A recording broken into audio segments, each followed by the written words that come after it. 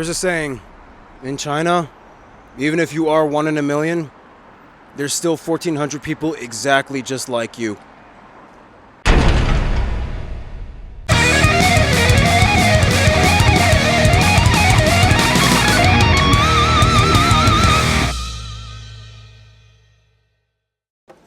This is China, aka the final boss of Asia. You've probably heard of it. So let's be honest, there's probably not a lot of things I can do and say that you probably haven't already heard from a million other content creators before me. This place is huge, and it's been covered a lot of times. When it comes to China, 9 times out of 10, you're probably gonna see content that takes place in the biggest, flashiest parts of the country, and usually within reasonable distance from the coast. And it makes sense because, these are the areas that have the biggest commerce, industry, and trade for the whole country. I get it, you get it, right? Chengdu is the capital of the Sichuan province, the gateway to the southwest. This place has had so much significance to both the ancient and modern history of China. Now let's learn about it. This is the city of Chengdu.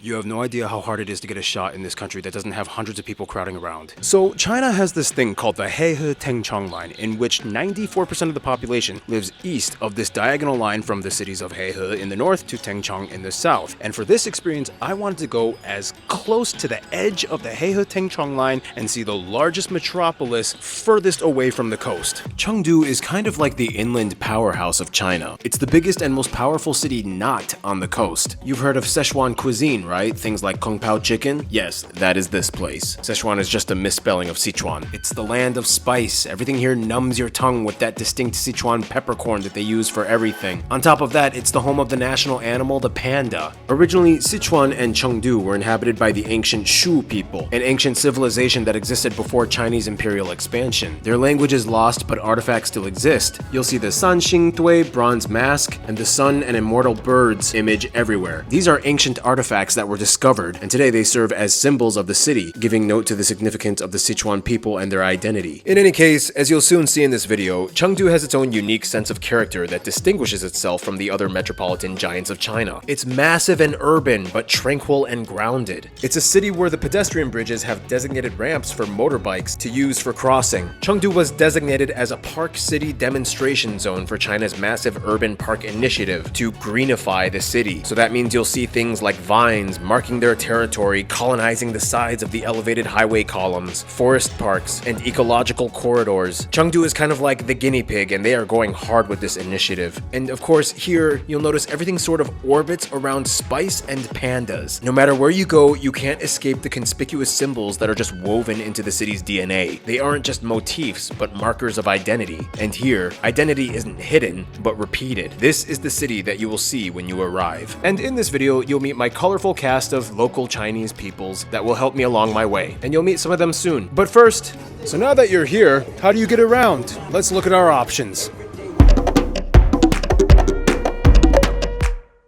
So to understand Chengdu, first we have to look at the map and understand where it is. So this is China, and if you go to the southwestern part of the country, you find this big guy, Sichuan. With over 83 million people, Sichuan is the southwestern powerhouse. And within Sichuan is the capital, Chengdu, the 4th largest city in China. As you can see, Chengdu is massive with 6 ring roads and an extensive metro rail network. If you fly to Chengdu, you will most likely fly either to Chengdu International, the first and original airport closer to the city center, and the newer, bigger Tianfu International, located just over the small Longchuan mountain range, about 63 kilometers away from the city center. Now, why is the major international airport so far away from the city center? Chengdu is not just a capital city, but a Jiangshenghui Chengshi capital city. This is a Chinese urban planning term made with the intention of absorbing all nearby towns and communities to expand the city's administrative zone and activity, kind of like a blob monster that eats everything in its path, but in a good way. Therefore, Tianfu is kind of located in what Chengdu expects to expand into in the future. And if you fly to either of these airports, there are a number of metro lines you can take to go downtown Chengdu. From Xiangyu, there's Metro Line 10, and for Tianfu, there's Metro Line 18, and there's a line that connects both airports to each other, Metro Line 19. So good luck upon your arrival. Chengdu was actually the 3rd city in all of China after Beijing and Shanghai to have 2 international airports. This one right here is Tianfu. It's the larger, bigger airport that a lot of new international flights are arriving to. So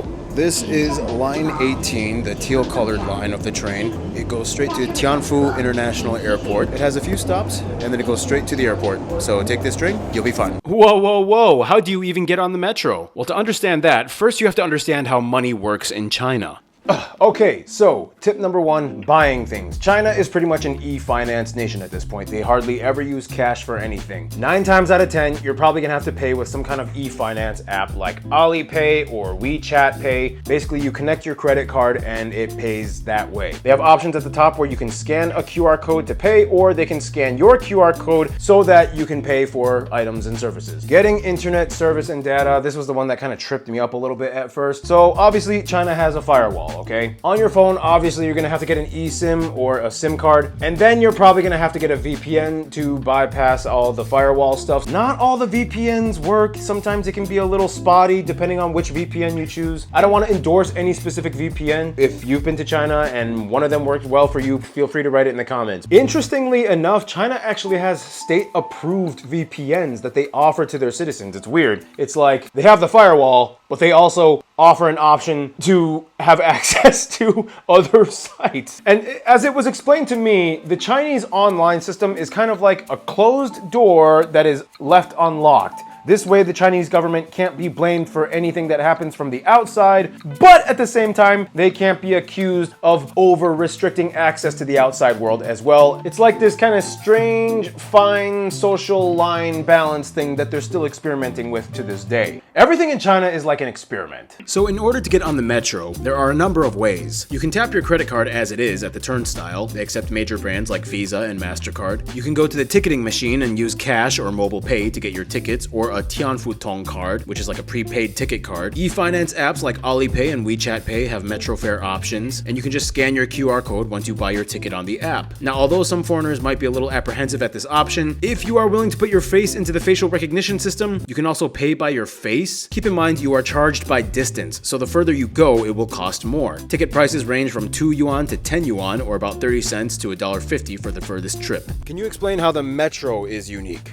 The metro is in the 1990s in Chengdu. It all built up within 15 years. It starts from 2010, covered almost everywhere in Chengdu. So 15 years, 19 lines. Yes. What was Chengdu like before the metro? Just the bus. Just buses? A bus and the cars. Otherwise, of course, driving is a viable option. Just be mindful of the traffic, because recently Chengdu actually surpassed Beijing in having the most cars of any city in China. This is due to the fact that unlike other cities in China, Chengdu is one of the few places that doesn't have a restrictive bidding or lottery system for owning a car, so it's easier to obtain one here. Keep in mind, you'll notice that privately owned cars come in 2 license plate colors: blue for fuel internal combustion engine cars, and green for NEVs or new energy vehicles or electric cars. Is the bus? Yep, the bus is also electric. Oh yeah.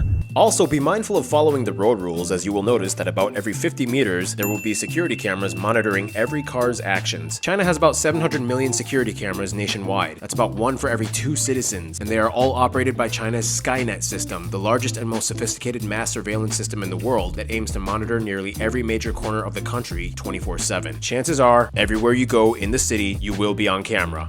So that's how you get here. But now that you're here, what do? Let's find out.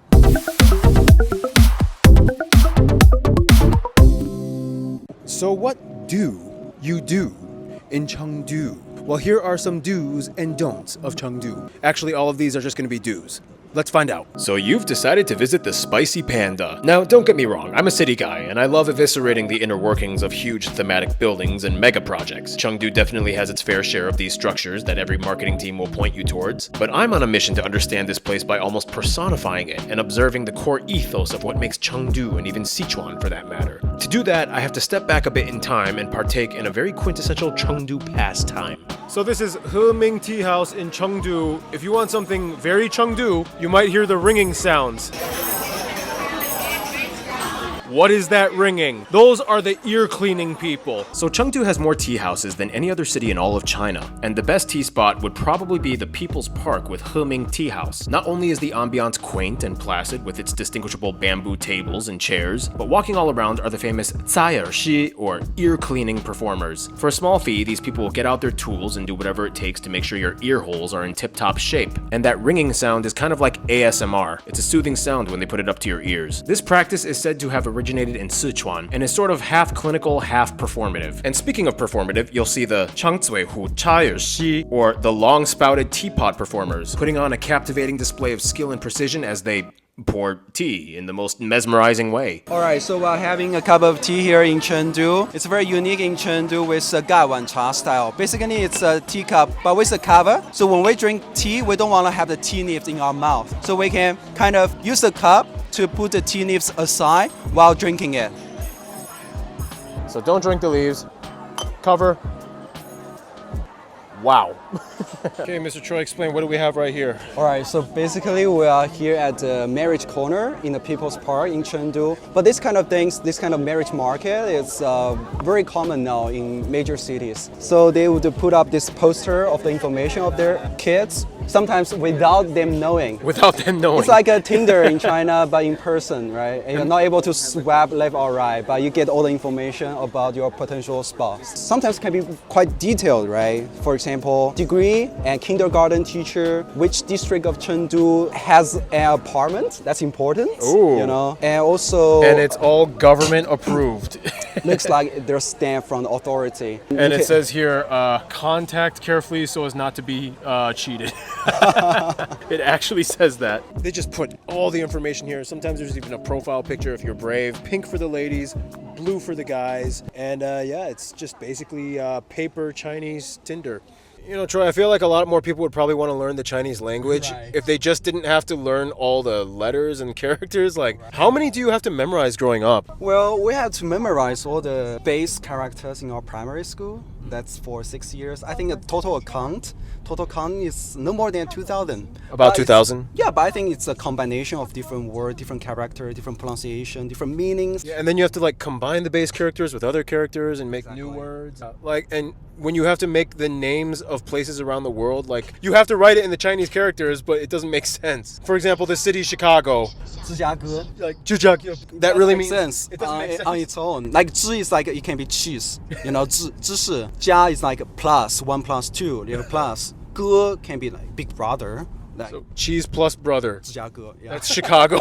But like just a few kilometers east of the People's Park, you have to stop by and see what many might consider as one of Chengdu's most iconic symbols of heritage, Datsu Temple, a Buddhist temple originally built in the 3rd century and expanded and renovated over the years. Although it is doctrinally Buddhist, you'll see lots of traditional Chinese folk elements fused in the imagery and symbols. Okay, this is the Pingfeng Wall at Datsu Temple. You got Fu, blue, and Shou, happiness, salary/money, and longevity. Which one will you choose? You have to go up to one of them and choose it. Me personally, you can have both with happiness. So that's my logic. Yeah, I'm a foo for foo. What will my mom choose? Of course, mom wants the money. Mom just wants the money. Of course.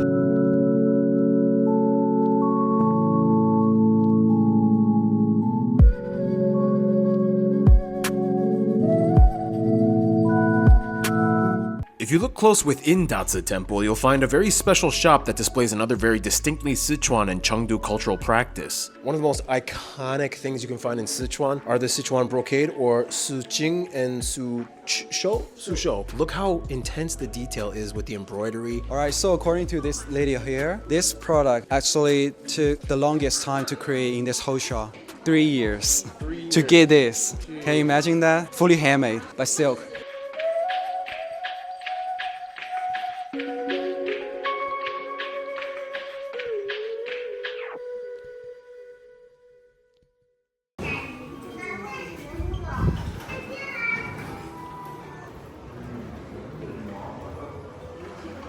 Look at that. Panda brake lights. So for this next experience, I'm gonna cheat a little bit because I'm gonna step outside of Chengdu and explore something amazing right next door. See, Chengdu is conveniently located right next to something amazing that you would have to be a fool not to take up the opportunity to experience. You cannot sit in this city when the entrance to one of the world's most supreme natural marvels is just within reaching distance. I'm talking about the Tibetan plateau, the highest mountain range in the world. It's right there. I deliberately told Troy, forget all the flashy skyscrapers. This I want to see.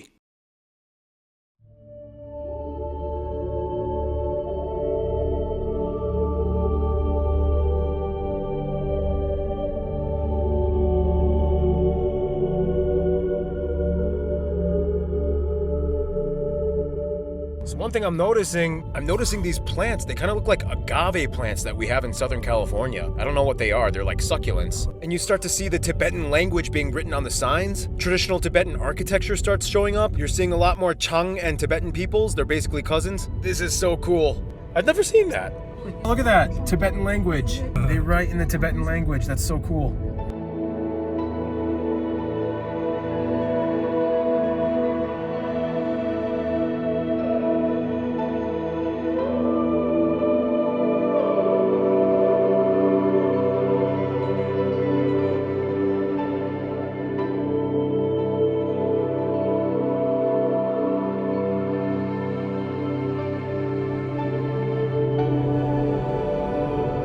Well, it wouldn't be Tibet without your iconic prayer flags. There's a whole pathway that goes up to the hill that leads to a waterfall. This is the real Tibet. Well, it's Sichuan Tibet, but it's Tibet, right? It's the Tibet plateau. It counts. It counts. Come here at some point.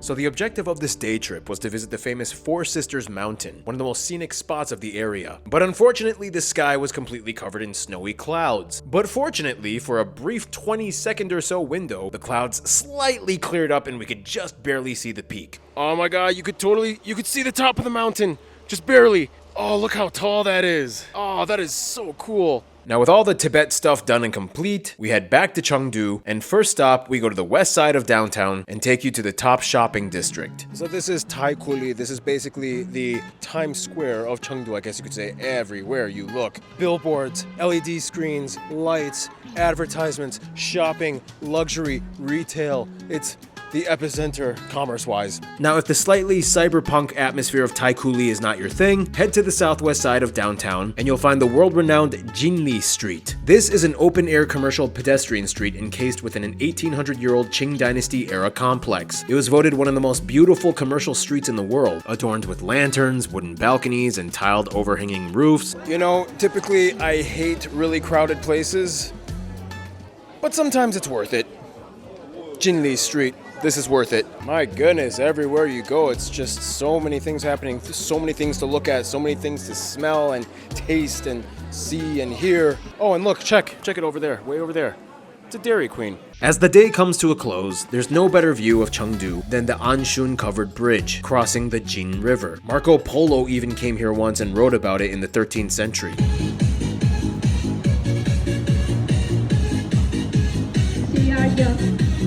Okay. Ones can be anything. Yeah. Ones can be anything. 5 6s. 5 6, 8 6. Ooh. Magic happen. 1 2. Yes! Oh yeah. Yes! You lose, man. Oh, you lose.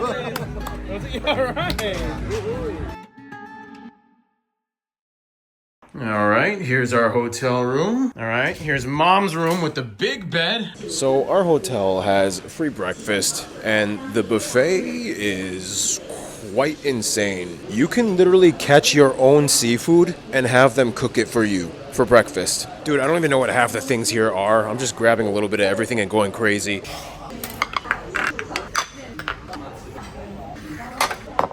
Round 2, here we go. I'm getting my money's worth. I paid for this place. For this next day, it was mom's turn to choose the next activity. Now you have to understand, my mom grew up in Korea, and like most East Asians, she was taught Chinese history and had Hanja, or Chinese character lessons. So she had a familiarity with certain aspects of Chinese culture and language. In such, the one thing she wanted to see in Chengdu was the Dufu thatched cottage museum. So this is something my mom wanted to do. Dufu's house, the famous poet who ended up in Chengdu. Mom is excited for this. We learned when I was in high school that we didn't memorize, and then he's a very famous person in China. And then, you know, Korea is kind of, China is very close with Korea. For those of you that don't know, Dufu is regarded as one of the greatest poets in Chinese history. Although he was born in Henan during the Tang Dynasty, Sichuan and Chengdu are considered one of the only few places where he had a real home with peace and stability. Otherwise, he was always wandering and struggling and starving. Mom grew up reading his poetry and wanted to see this spot where he once lived and wrote some of his best works.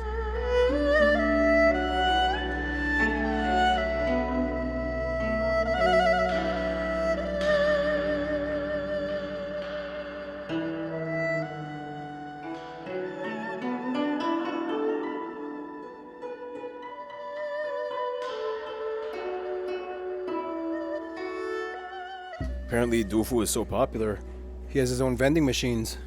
Get some drinks, Dufu style. Now I have to say Mom made a good call on this spot. I didn't know anything about Dufu before coming here. All I know is you can spend hours just enjoying the traditional architecture, carefully curated potted plants. The entire area seems to compel even the busiest of souls to pause and refresh themselves from the sheer serenity. This poem is very beautiful. It had lots of the different scenarios to express. And also, when I do go to the primary school, every student was required to recite his poem. Wait, Mom, you had to memorize the poems too? Yes, we did it. Korean school. I don't remember, but I did it. Yeah. With Dufu complete, it was finally time to visit Chengdu's paramount attraction and arguably the most celebrated site, the Chengdu Panda Research Base, aka the Panda epicenter of the world. Okay, I'm excited to be here. This is Chengdu's Panda Base. This is the panda capital of China. The whole city is full of pandas, but this is where they actually live, the real pandas. I'm excited. We're gonna see them. This is the national animal of China. It's like a place that was full of eagles for the United States, you know? This is basically the equivalent of that.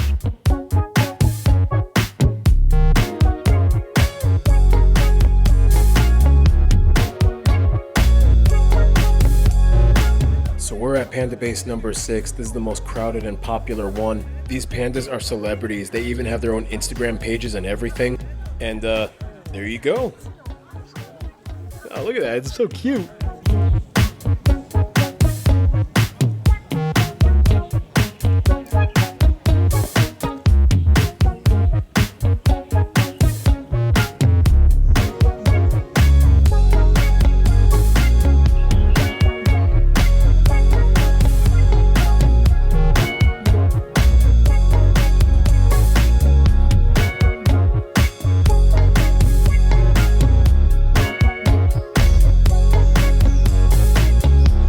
Mom, do you want lemon panda water or regular water? Of course, panda water. You want the panda water? Okay, got it. You know, the crazy thing about pandas is that they are bears. Like, they have carnivorous teeth. They could eat animals, but they just choose not to. It's all bamboo. Hey, you do you. At the Panda Research Base Center, they have Zuyuing Zanting, which is the bamboo restaurant. You can probably take a guess on what their specialty is. They make a lot of dishes with bamboo, so you can be a panda with the pandas. Ooh, actually, I might be getting a little ahead of myself. Perfect time to transition into our final segment. What do you eat in Chengdu? In Chengdu, let alone all of the Sichuan province, there's only one flavor that absolutely dominates: spice. In fact, there's a saying, Sichuan people are not afraid of spicy food. They are afraid of food that's not spicy. So before the transatlantic trade, there were lots of things that people used for spices, but one of the most popular things were the Sichuan pepper, or the peppercorn. This is what was used for spice prior to the transatlantic trade. And it actually has more of a numbing effect, not so much like the capsaicin spice, but it's more of like a numbing feeling. And since then, the whole southern part of China has been known for spice. When in Chengdu or in Sichuan, peppercorn ice cream. Gotta follow that theme. Interesting. It's a contrast. It's a little bit of heat, but the cream balances it. What does Mom think? Good. I never had it. This kind of taste is a little bit different. Oh no, it's hard. It's hard to explain. Yeah, it's hard to explain. You gotta get dandan noodles. This is one of the key iconic Sichuanese foods. Troy tells me I have to mix it all together because the oil is at the bottom. And then, is that meat or pork in there? It's pork, okay. That is really good, but you feel the spice. Ooh, you feel the spice, but it's good spice. It's not overwhelming. It's not painful. It's really good. And then these are zhong dumplings. You come to Chengdu, you come to Sichuan, you're gonna get spice. You're gonna get red peppers. You're gonna get a kick of flavor, no matter where you go here. Very, very good. I'm so glad I came here. So we're having some classic Sichuan dishes. Over here in the center is the hui guo rou, or double cooked pork, and the kung pao xuan. Usually we have kung pao chicken as well. This was the chuanbei liangfa, the bean jelly, the cold appetizer, opening up your taste buds. The showtime. There's only one thing to say. 开动吧. 开动吧.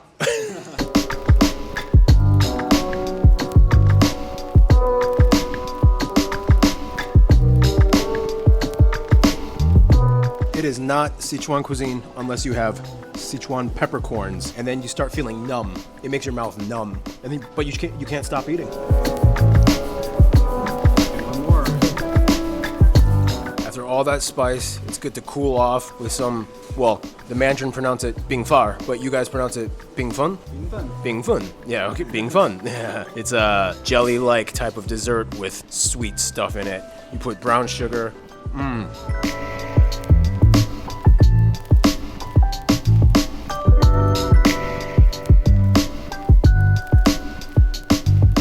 We are now officially at a pit stop in Tibet. It's cold, it's snowing.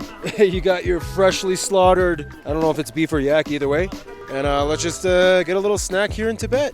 So, they have these little samples of yak meat. It's really good, really good. So, Troy, what is this? Some yak meat skewer. Yeah, barbecued here. It's quite an experience, you know? Okay. Yeah, we're in this nice little tent. It's keeping the snow out. It's nice and cozy in here. So we got our little yak skewers. They add a little spice to it. Of course, you know, Sichuan. You can taste the fat. I think there's a little cartilage. It's good. Cartilage, yeah.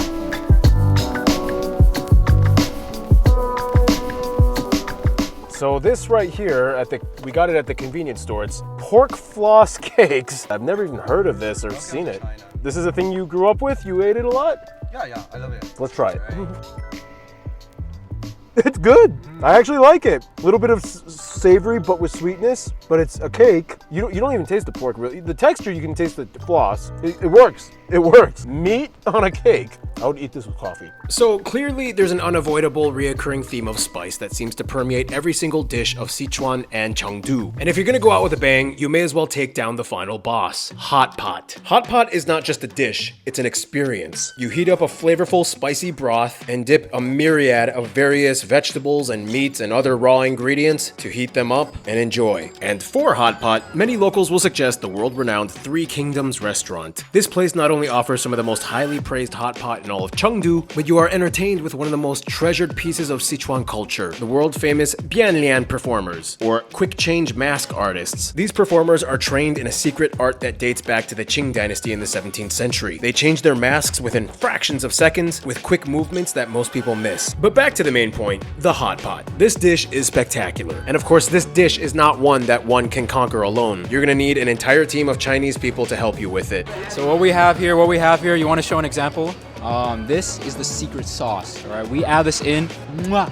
Mwah. Yeah, we got the sesame seed oil. All right, yeah, you pour it. Yeah, you got other toppings here, some garlic, spring onion, and cilantro. Oh yeah, I love cilantro, yeah. I knew I had to show my good friend Paul, what we drink here in Sichuan. And this is baijiu. This is the stuff that will burn your insides. Will burn your throat right here. And it's 52%. So yeah, my rule, it has to be over 40%. 52, I approve.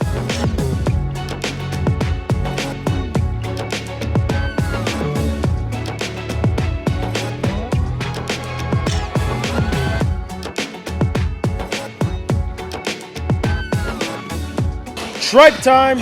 Here we go. Very chewy. But I like it. I've had tripe before.